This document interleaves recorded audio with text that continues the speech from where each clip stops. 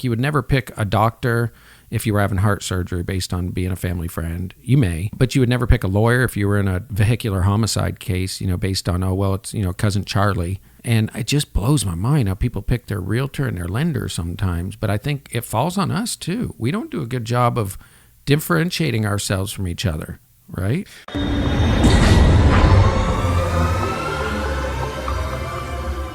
All right, folks, here we are. We're in the Hit Lab studios again, and I appreciate you joining. It's Interview with a Top Producer. We also like to call this Cut the Crap with Cap. This is real, authentic, raw interviews with top producers.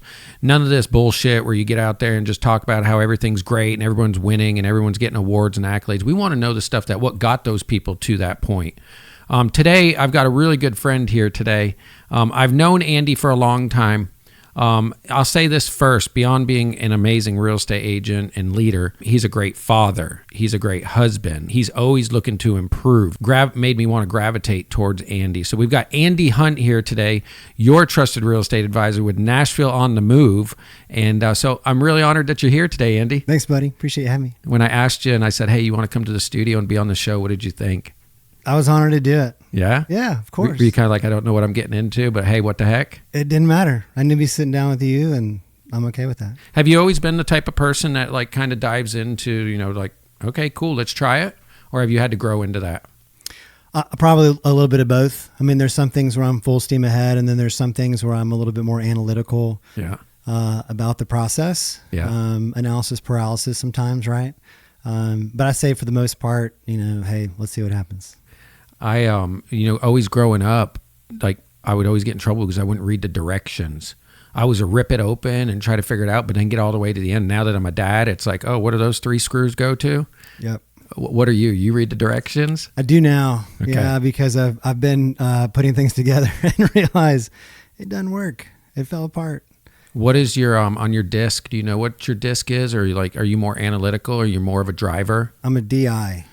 You're a DI. Okay, we are too. I am too. I'm a 99D. Okay. So I'm way up there in the corner. I don't know my percentage. I think D and I are pretty similar. Yeah. But I don't remember the percentage of it. Speaking of, and we'll get into the things I wanted to ask you here, but since we're on that, do you think that's critically important for real estate agents not only to know their disc, but also be able to identify what their client's disc is? And how have you used that in your business?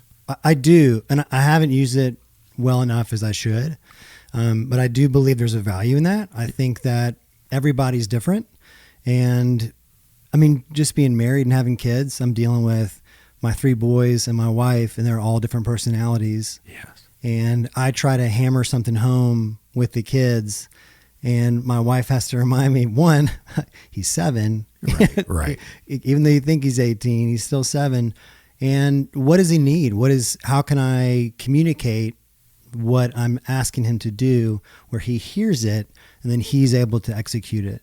And you can use that same information for your clients. Some clients may want to hear the data, the numbers, just give me the facts. Other clients may need a little bit more of an emotional conversation through it. And I think that that's important to help them see what they need to see. Yeah. Man, well said. Because if you can see them and hear them, isn't that really what people want? I know I've had to learn that, being married. My wife wants to be seen, wants to be heard. But if you go back to all my report cards, I let my kids read them the other day on Thanksgiving. We pulled out all my old report cards, and they were making fun of me because it was like, Sean talks out of turn. Sean needs to learn how to mind his own business. Sean is energetic. What did your report card say when you were growing up? So I've got my middle's in kindergarten right now. And he was asking about my kindergarten class. And I vividly remember me and my 2 buddies, we would get separated. So the whole class is on one corner of the carpet with the teacher and listening to a story. But I would be at the far corner of the carpet, my other buddy at the other far corner of the carpet, and my other buddy at the other far corner of the carpet, because we would always be horseplaying if we were too close to each other. So we would get pushed back. In my head, the carpet was probably a mile wide, but it's probably just 6 feet back. But so I was a little bit like, Andy, yeah, go. You're always pushing the limit a little bit. A little bit, yeah. And I self-diagnosed myself as ADHD. Yeah, for sure. I was diagnosed with ADD, but back when I was in high school, which was just yesterday, because I'm super young. I don't know, I'll be 46 next month. But I've always self-diagnosed myself as ADHD. You know, a majority of the entrepreneurs out there, the successful, wealthy, there's a very high percentage that, you know, they have, you know, self-diagnosed or diagnosed to some high degree of ADD or ADHD. And, you know, I've always been somebody, I think it's a buzzword.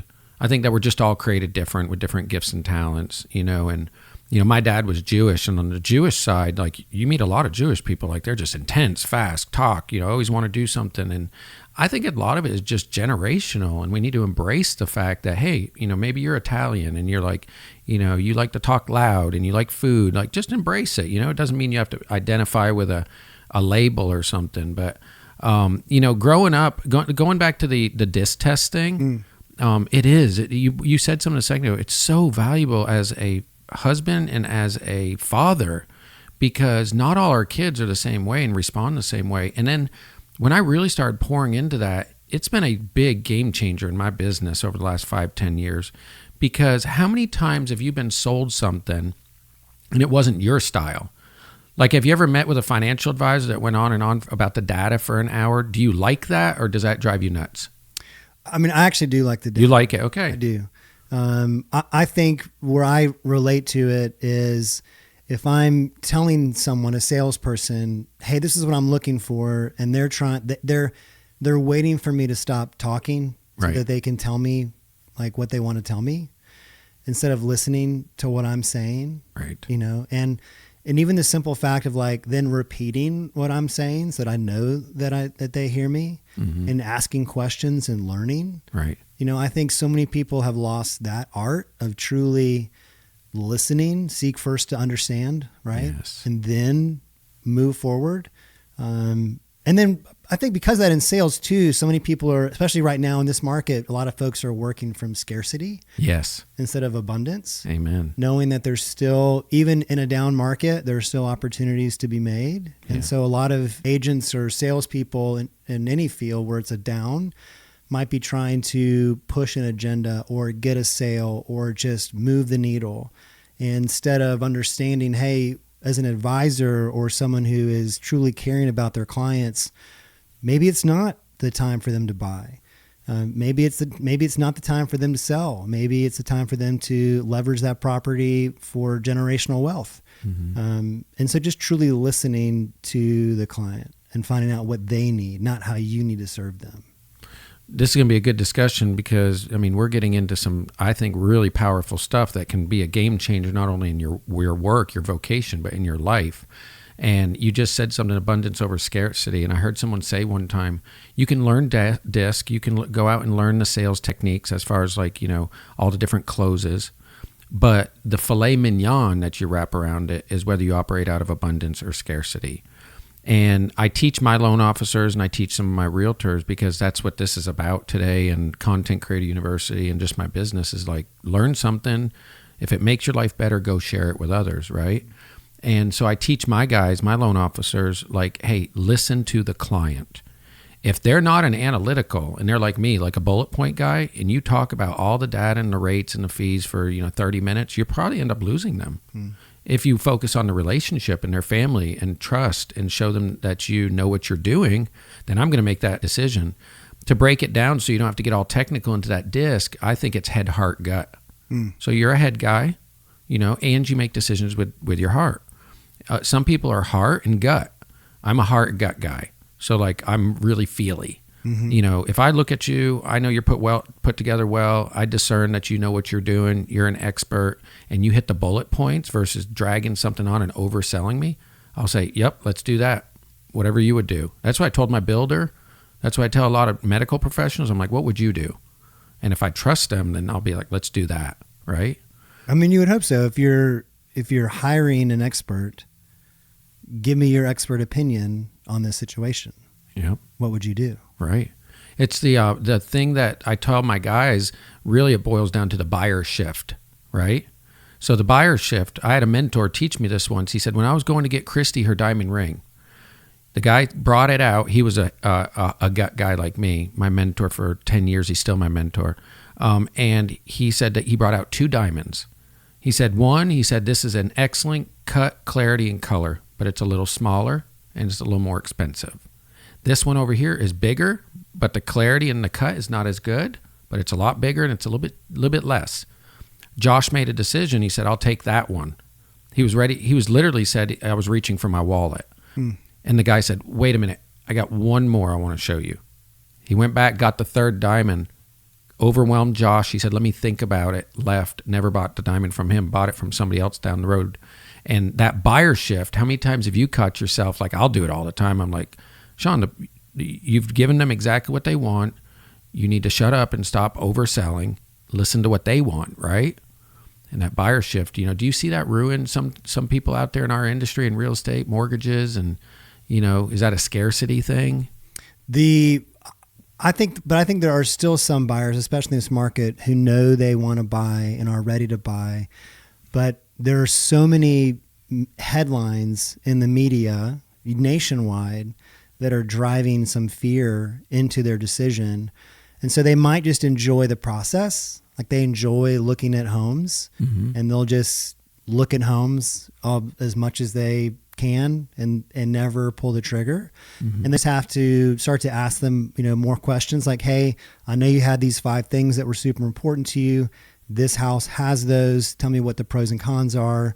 What are you, where's the fence? Why are, what's the reason? And sometimes you'll find out, there's been situations before where you find out later, like a couple one time showing houses, and you find out that their relationship's not going to last. Yeah. And that's the reason why they're not, like, the girl's like, I love it. And the guy's like, I don't know. And it's not the house, it's the situation. Yeah. Right. So, I think in any market, up or down, your buyers and sellers are going to get fed from, the trusted advisor, right, and the people around them, and then the mass voices as well out there.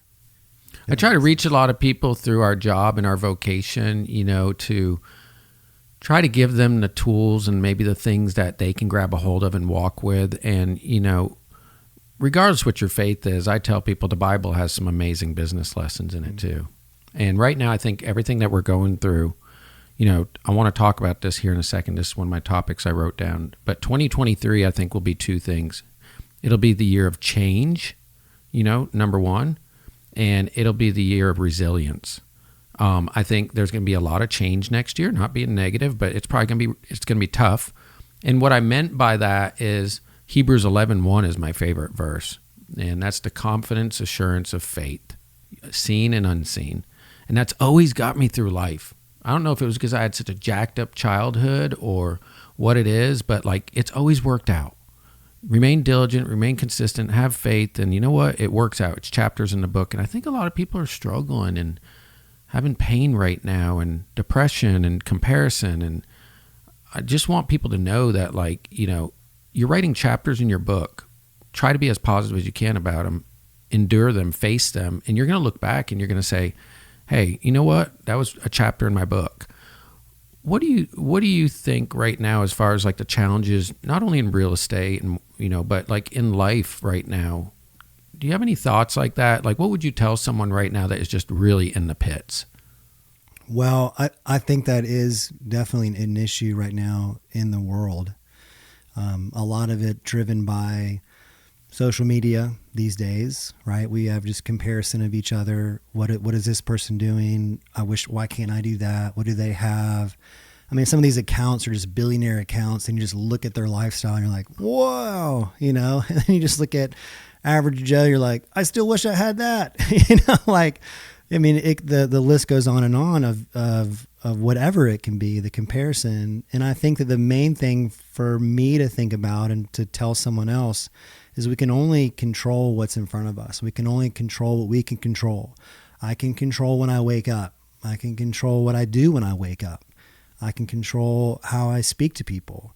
If I speak inappropriately or out of turn, I can apologize. I can control how I respond to that. And I think that that's really the biggest importance that, or the biggest hope that I would share with people right now is just, hey, you can't control how other people are going to react to you. You can't control what the government's going to do or what, the guy on the bus is going to do, but you can control how you respond to things. And I think if we all just take a deep breath and respond out of love and respond out of care and compassion, and when we don't, because we're human and we're going to make mistakes, then we have to come back and say, hey man, the way that I handled that wasn't great, and I apologize, and that's on me, and I hope you forgive me. If not, I understand, but I'm very sorry, and be truthful in that and carry on. I think with the internet right now, there's so many keyboard warriors, right, that it's safe. You know, you can create a fake account, you know, where it's not even you, but you can hammer at somebody. Maybe it makes the day feel better for them in some way. Right. But it just spreads negativity. And I think that's so, I hate to say sad, but, you know, we should be, because that kind of attack on people can really hurt people. Mm-hmm. And you never know what it's going to do to someone, and how it's going to change their life or impact their life. Even though I say like, hey, we can control how we react to things, and we should work on a positive mindset and a positive response, and understand that, you know, hey, there might be something going on with that person, and, you know, still love them for who they are and love them through the process. But at the same time, it's a ripple effect. And I'd rather spread a ripple effect of love and kindness and compassion than just smart ass hate and frustration that I think is a lot of the, you know, the quick wit on the internet these days. You are a living testimony to that, brother. I mean, like, it's not a slogan, a saying, or like something you put on your website, your social. You walk and talk it. Like, when I'm around you, I feel it. That's a great quality about you. Thanks. You wrote something, what can I control today? You know, so one of the guys that I loved to follow most recently, and I'll tag him in this and give him a shout out, his name is Wes Watson. Okay. Now, beware, he served 10 years in the penitentiary, so he likes the F word. I don't have a problem with that. I'm from New England, so I was born in New York, so the F word doesn't bother me. It's just a word. But the point being is, he went through 10 years of being in a penitentiary for something he probably shouldn't have been, and now he's out, and he's blowing up. And he talked about it today, and he's like, what can you control? You can control the promises to yourself. I'm going to get up at 5 o'clock, not 5:15 after I hit the snooze button 3 times. I'm going to make my bed to just start the day, you know, as the book, you know, Make Your Bed says, start out with an accomplishment. Wow, I made the bed. So I want people to encourage people to listen to what Andy just said. What can I control today? The second thing you said was an apology. We talked about that. An apology is attractive. It really is. I don't care who you are, what it is. You know, whether you're the president or whether you're somebody who's just graduated from high school, telling someone, hey, I screwed this up. I'm sorry. Would you give me a second chance? Could you show me how to do this better? In full transparency, to let people relate out there, I made a mistake 2 weeks ago. I worked really, really hard on a deal for somebody. I mean, all hours of the day, you've probably been there, phone calls, everything, and got the email of, you know, well, we're going to do this is what's best for our family, right? And that hurts, because when you know, at least give you a phone call, I like that. But I understand, I've learned that not everybody's raised that way. Not everybody's conditioned that way. And I made a mistake, and I told them something that wasn't true. And my friend, my realtor, called me out, and he said, you know, it doesn't matter if it was a mistake or not. It's a lie. And he goes, it compromises your integrity. And he goes, I appreciate you apologizing, but then you said something else. You should have just apologized. So I think about, I'd rather have a clean yes or clean no than a dirty yes. I'd rather have a clean apology than a dirty excuse, right? And I had to learn that lesson the hard way. And that was just a couple of weeks ago. So thank you for saying that. It's the apology without the but. Yes. I'm with you. So let's make sure to give people a little insight here. You went to Ole Miss. Yes. Right? Did you meet your wife after Ole Miss? We did. We met in Nashville. Okay. You got 3 children? I do. And boys, girls? All boys. That's what I thought. Yeah. Boy crew. I've got a 7-year-old. My 5-year-old will be 6 in 4 days. Wow. Which is awesome. He's a ball of joy. And then my 3-year-old as well. All boys. All, I feel like, alpha males. All just boy tornadoes running through the house. They're a ton of fun. Tell me that you give the wife, you know, hey, I'm taking the boys, go do whatever you want to do time. You do that, right? I do. Bless her heart. But, you know, it's so, yes. So as you know, I just had shoulder surgery. Yes. And so I'm sitting here with my right arm, just chill. Just got out of, that was about a week ago. And so there's that. My wife's taking care of me, and she's doing extra double duty around the house. And then our oldest and middle are just, they sometimes just go at it, just like the oldest isn't always super kind to the middle. And we're, that's something we're working on. The youngest just woke up the other night just throwing up for no reason in bed and just terrified of it. It scared him, which, was understandable at 3. And so my wife is just like, and I've been sleeping in a chair upstairs, like a recliner. And so last night I slept in our bed again for the first time. She's like, I just need one night just to sleep. Just I want to peace. Like, well, babe, I'm gonna be quiet. I got you. And this morning she's like, I just asked for one night. I was like, what are you talking about? Did you have to get up? She's like, no, but you fell asleep and started snoring like immediately. Like, can I just get one night? I'm like, I see you. I hear you. I'm grateful for you. Yes, we will find that one night. And in my head, I'm like, how can I make sure I take care of her? And even right now, with Christmas coming up, she's like, it's my favorite thing to do. She's like, have you even shopped for me? I'm like, you haven't told me what you wanted. She has like Amazon lists, and she's told me what she's wanted. I have text messages. I'm like, you haven't told me what you wanted. She's like, Andy, are you kidding me right now? I've told you what I want. I was like, babe, we're not doing Christmas presents this year. And she's just getting worked up. I'm like, hey, I'm just kidding. But on Christmas, it's going to be nice. That's kind of fun to have with her. But yes, I do take good care of her because she takes great care of us. So she takes care of three boys and a fourth. A fourth boy. And that's a full-time executive job in itself. But she's also a great photographer, and she helps you with a lot of your photography, right? Thank you. Yes, she is a family photographer. She loves taking pictures of babies and newborns, and she has a lot of Christmas cards. Yep. So it's fun to see a lot of our Christmas cards come back with her photos on it. She just loves that, loves families. And she's taken, I guess, lifestyle photos is what they're called. Me in a house, I'm just on my laptop, right. Perfectly dressed for the day. Or I'm on my phone, and then, this is how I always look in a nice home. Right. The lifestyle photos, of course, she's done that a few times. We've done a 4th session. We did it about 4 months ago. I'm like, hey, babe, can I get those photos? She's like, I don't even think you like them. I was like, can I be the judge of that? Can you send me? Because she's been so swamped with just life, just everything else. Well, she does great work. I've seen it. So anybody out there that needs, whether it's real estate, mortgage sales, or family lifestyle, I just wrote down, I was like, we need to hire her.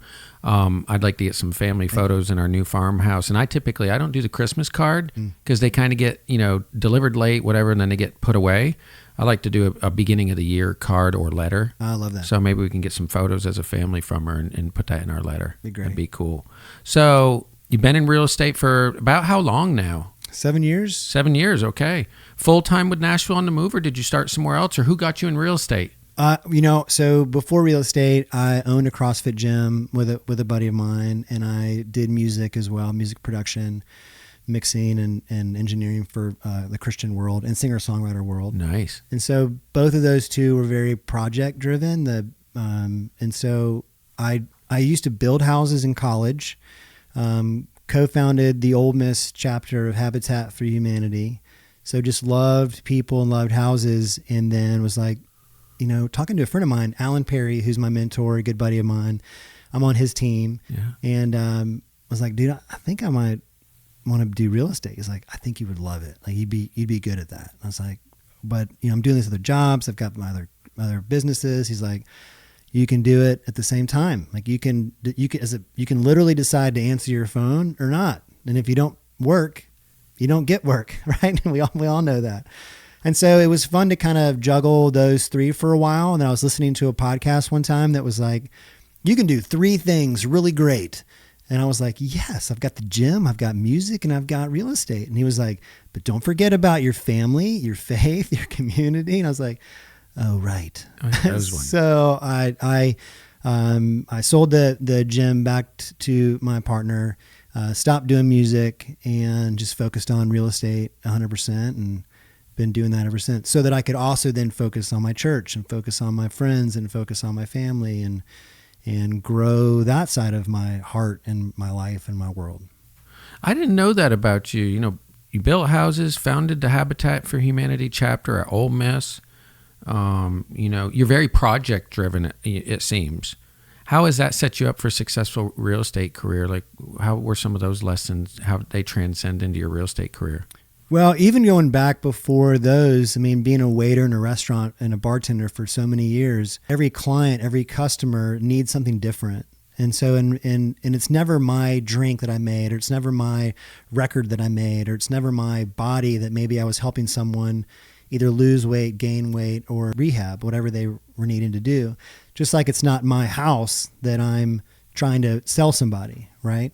It's listening to them and what are their needs and how can I help them. So it's still very project based, like each client, whether this one client may be a single mom that is in the need to find a certain home in a certain school zone, or this is an out-of-state investor that's trying to find the best ROI in the area, willing to look outside of the area, or a new family looking to buy their first home. And so walking them through the process differently than I would someone who has experience buying tons of homes. So each person, each client, just hearing what they need and just focusing, compartmentalizing on how to help them and how to, like, even down to like, do they like text messages? Do they like phone calls? Do they like emails? How can I communicate to them to where they hear it and it's well received? And then how often, are they someone that needs the touch daily? Or are they someone that needs the touch once a week? How do I best serve them is the idea of the project-based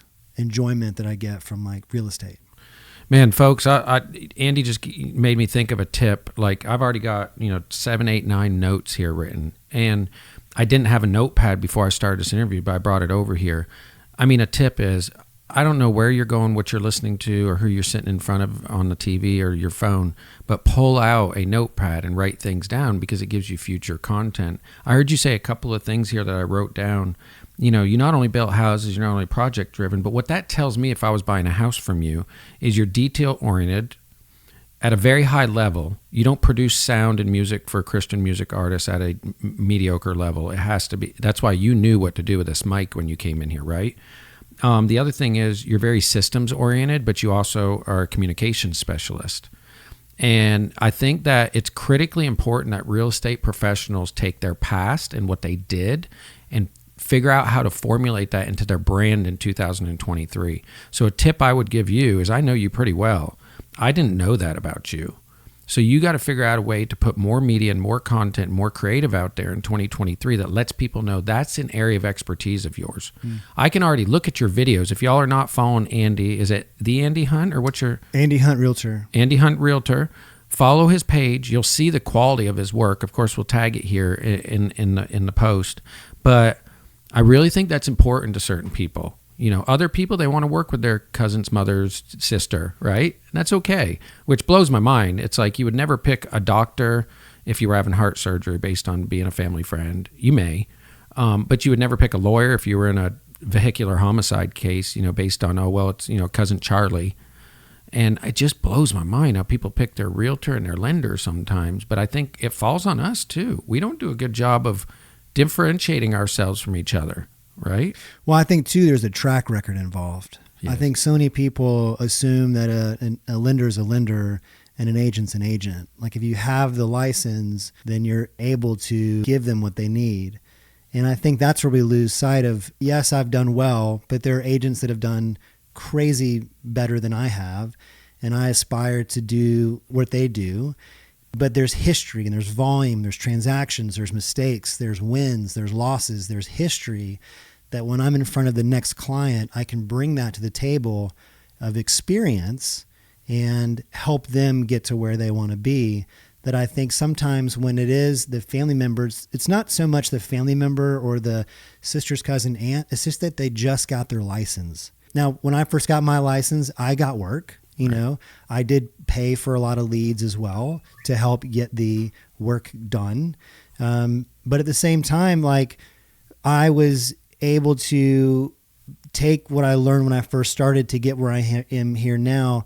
And so I would hope that when it gets time to be in front of someone that needs some true help buying the biggest asset of their life, that I'm able to offer something that maybe the first time agent isn't, that is the cousin, right? Because I mean, like the guy that operated on my arm is a dear friend of mine, and I work out with him every day.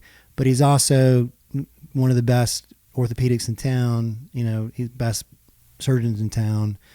So it's it's good stuff. So you put 2 and 2 together. He had the track record, and you had the relationship with him. Absolutely, which is why he probably did more than he got in there. We were going in for 1 bone spur, and he was like, I come out, he's like, so I got 2 bone spurs, a 30% tear in your rotator cuff, and a slap tear in your bicep. And I was like, okay. Did you ask him, be like, what would you do? Well, honestly, I mean, in a way, or yeah, in a way, like he's the guy that's like, he doesn't want to operate unless he has to. And so for us, it was like, hey, let's get an x-ray. MRI looked actually pretty good, but the x-ray showed 1 bone spur. And then in the gym one day, I was like, hey, man, I just want my shoulder to do what it needs to do. And he put his hand on my shoulder in a very calming way. And he was like, I'm going to take care of you. I'm going to clean you up. Yeah. And I was like, I don't know what that means, but I'm excited. And literally go in thinking it's 1 bone spur, come out 2 bone spurs, 30% rotator cuff, and then the slap tear in the bicep. So I went from like a 6 to 8 week recovery to a 3-month recovery. Yep. But at the end of the day, he took care of me. He saw more than I thought we had going on, and he took care of me. And I'm super grateful. Nice. You know, you didn't go to him and say, hey, you know, I want to do this. And then he gave a recommendation. You said, no, let's stick with what we want. I mean, how many times have you or your wife brought a vehicle in for a repair? And you're like, okay, here we go. You know, you not only need brakes, you need the rotors, you need new tires, and then, you know, there's a ball joint out. And how many times would it be nice just to be in that position of comfort and say, hey, man, what would you do? Well, and the irony is, I don't want to pick all that stuff. The irony is I went to him about a year or so ago, and I said, hey, I need you to operate on my knee. And he was like, oh, tell me why. You know, it's perfect. And I was like, well, because, you know, it needs to get cleaned up. I know it does. You know, having all the certifications that I do, I know how to do PT. I know what I need. I need you to operate on my knee. And he was like, well, let me take a look at it. And we did the x-rays, did the MRIs. He's like, definitely there's like a dime size, you know, hole missing, like that's causing the pain. He's like, try PT. And I work out with the PT too. Okay. And so work out with the PT, and Ryan gave me some great, he's like, I know you know what you're doing. Just do these at home. But what he had me do was the things I knew to do, but he had me do them for longer and 3 times a day. And so we really elongated the muscles above the knee, the muscles below the knee, which allowed the pressure to release on the knee. And I didn't need surgery. And so it's one of those things where it's like, okay, you're the professional. You're right. You know, I didn't need surgery. I just needed to relax some things around it and stretch some things around it so that they weren't causing the tension on the knee, work on some mobility in the ankle and the hip, which caused some tension in the knee. And then my knee's fine. I didn't need surgery. So again, listen to your professional. Listen to the professional. I think that's why trust is so important. Yeah. You know, don't shop on price. Look, I want the best deal on everything. Mm-hmm. You know, matter of fact, they surveyed 250,000 realtors, and the number one thing that people said they wanted is for the realtor to say, I'm a master negotiator. Mm-hmm. Well, let's not go try to reinvent the wheel. Let's just give the people what they want and become a master negotiator and let people know first thing, the reason why you should hire me, because I'm a master negotiator. Number 2, I'm a communication specialist. That was number 2. I believe in great communication. And number 3, people love a guarantee. People love to have people put their integrity on the line and back their word. So for 21 years, I've had, you will never bring more to closing than what was on your original estimate. If I screw up, I'll pay the difference. Matter of fact, it was years that I had not made a big mistake. Just last week, we made a mistake. I had to split it with the realtor. I stepped up. It was with me. I paid for all of it. $10,000. It was a jumbo loan, but you know what? My integrity and my relationship with that individual and that client is not worth, you know, saying I made some more money. And people do that. That's abundance, not scarcity. Okay, last 5 minutes. Rapid fire would cut the crap with Cap. Okay, couple of questions for you. You said something a second ago about, you know, there's other realtors, but what I like about you is you run your own race. That's one thing I would tell everybody out there. Another thing is write it down. You know, we say don't compare, but run your own race. For 15 years in the mortgage business, or 20, you remember me, suit, cufflinks, tie every day, which I still like that. But what I realized was it wasn't me. I wasn't in my own skin. And I've been running my own race the last couple of years. That's why I want to do this. You know, that's why I'm wearing my jacket today. I want people to be able to relate to me. So the Cut the Crap with Cap is we're running our own race. We're going to be real. We're going to be raw. So what is one thing that you would go back and tell a realtor 7 years ago when you started if you knew now? For today's market? Yeah. Or just what did you learn over 7 years ago that you wish somebody would have told you 7 years ago? Pick up the phone and check on your people. Just love on your people. It's not trying to sell them anything. It's just, how are they doing? We learned that in the pandemic. I can't say how many people I would call in the pandemic and they would just, I'm so glad to talk to somebody. Yeah. Or right now in this market, it's like, Andy, what's going on? Like, where is the market? What's really, and you're just calling to talk to them, hear how their family is and love on them and just be there. And honestly, they're there for me too. And then just talk, just have relationships. So what Andy said in the high D version of it, but when you have a client in transaction, whether you have action on the property, you don't have action on the property, reach out to them once a week and say, this is your weekly update. You know, I built a house, I've sold properties, I'm not throwing darts at anybody, but we'll get real and raw. I didn't get updates at times. Other times I have, and it drives me nuts because you're left to draw your worst case conclusions. When you're not in transaction, don't call people. What he was saying is don't call people to sell something. Call to check in on them. Maybe what I like to do is bring something of value that will help save them time or money. You know, hey, just thought of you, wanted to call, because they're going to tell you if they need your services. So great tip. Pick up the phone. That's a game changer right now. Okay, what is one money tip that you wish you would have known sooner or later if you could go back and change something? You probably already know the answer to this, but it's the $100 a month. Put it in an investment. Just throw it away. Like, you know what I mean? Not throw it away, but like you're not going to miss it. I remember when I started that, I started it late in life, and it was the wisdom from my sister, and she was like, "Bro, you're not going to miss this $100. Just you got to put it in an investment account. Put it in a 500. Just something. And then when you can, make it 200. Make it 300." Just start young, because that compounding interest over time, the market's going to go up and down, right? The real estate market's going to go up and down. Both are a long-term game. If you're just putting them, if you want to study the stock market and really find the ways to make it advantageous to you, sure, then that's a full-time job. But just in the long run, just you have a little bit of love and support when you need it, when it's time for retirement, throw that $100 a month into some kind of investment. And it's hard when you're like not making money, or you're like, there's a lot of people that are struggling. I've been there. I've been poor. I tell people I was po, couldn't even afford the R, you know, but we spend things on stuff that we don't like. Going to the movies now with kids is $100, right? Get a movie and have a movie night at home with a bag of popcorn, you know? Cut something else. It drives me nuts when someone's like, well, my payment's $200 more on that house. You know, it's like, well, where do you spend $200 a month? You know, smokers. My family's smokers. I'm like, how much do you spend on those cigarettes now a month, right? So that's a really good tip. And I had an old man tell me 12 years ago, put a little money away. And other than real estate, that's what helped me make my first million for sure. It was just slow and steady, and I never thought it would turn into it. And I always tell people this, they probably get tired of it, but just put in the S&P index. That's my advice. I'm not a financial advisor, but you got an 8.2%, return, maybe higher than that, I think now. But the S&P's the top 500 companies. It's easy. Put $100 in there, like Andy said. You can go on E-Trade, you can go on Robinhood, do it yourself, or you can find an advisor, and grow with them. So great tip. Social media. One thing, that's what I was looking at on your profile here. Your videos look great, but we all struggle with it. It's like we have frustrations. What's one frustration you have with marketing yourself and your business through social media? I think the frustration is I post a video. Why doesn't it get a bajillion likes in the first 8 seconds? But the reality is, yes, you want the engagement of it, but the reality is you need to be consistent with it. So make the content, post the content, wake up, repeat, and you can batch content. I mean, you know this. Yeah. I mean, you don't have to wake up every day and think, what am I going to post today? What am I going to say today? Truly time block in your day. Like, for this hour, I'm going to think about what I'm going to do video content on. And then the next day, it's for these 4 hours, I'm going to shoot video content. Right. And then if you're going to self-edit, great, set aside time for that. If you're going to hire someone to edit for you, ship it off to them. But the reality is you have to be intentional with it and then be consistent with it once you begin.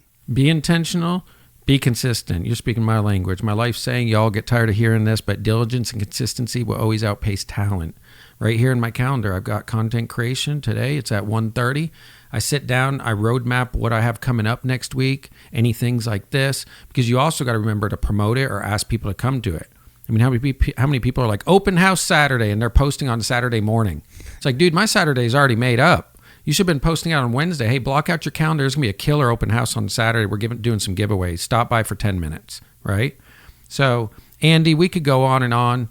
You know, I think there's so much here. I would be honored if you would come back and we could do another segment, because I feel like we just just scratched a little bit of like what you have to offer people out there. But I think overall people are going to feel what I feel is your genuineness, your character, your integrity. You take your job very, very seriously. You're a great person. You have a great background. And I know personally, I would be honored any day to call you and have you sell or help me buy a piece of real estate. And I've been in the business for 21 years, and I mean that with all sincerity. So I really, really hope that you'll come back. Do you have one more thing? Like, do you have anything that you want to share? Like one thing you learned or one thing really tough that you went through that you want to tell, the viewers right now before we go? Put you on the spot. Sure. I would say the time when I was on my phone and I think he was 5 or 6 at the time, came up, put his hand on top of the phone and pulled it down. And you just all of a sudden see his face looking up at you. And so just the reminder that whether you're with your client or with your family or with your friends, just be where you are and be present. And I struggle with this, and it's easy to say and harder to do. But the reality is, like, that broke my heart when I saw that, and was like, I can return this text in 5 minutes if he's off doing something else. But right now I need to be doing something with him. I'm on, like, it's after work hours. I need to be with him. And so just being present in the moment with whomever you're with.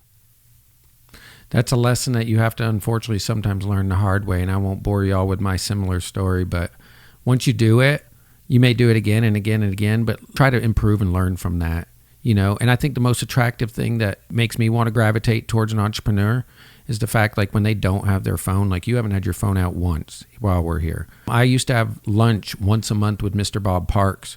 I just asked him one day, I said, could I buy you lunch and spend, one day a month with you? And he said yes. So we used to meet at Amerigo's in Brentwood. And I remember, as busy as that man was with the billions of dollars of real estate and hundreds or thousands of agents he's had, there was never a phone on the table. And he's taught me that lesson. I probably need to reach out to him and tell him that. But like, I always think about put the phone away when you're with people, try to put it down. And I'm still learning with that. But Andy, it's been a true pleasure. Folks, make sure to follow Andy Hunt, Realtor, at Nashville on the Move. He's got great content, great videos. He's not going to bore you with a bunch of listings and under contract. He's got some great tips. He does some great reels. But overall, he's just a great man, a great husband, and a great father. So, Andy, thank you for being here today. Thanks, Sean. Thanks for having me.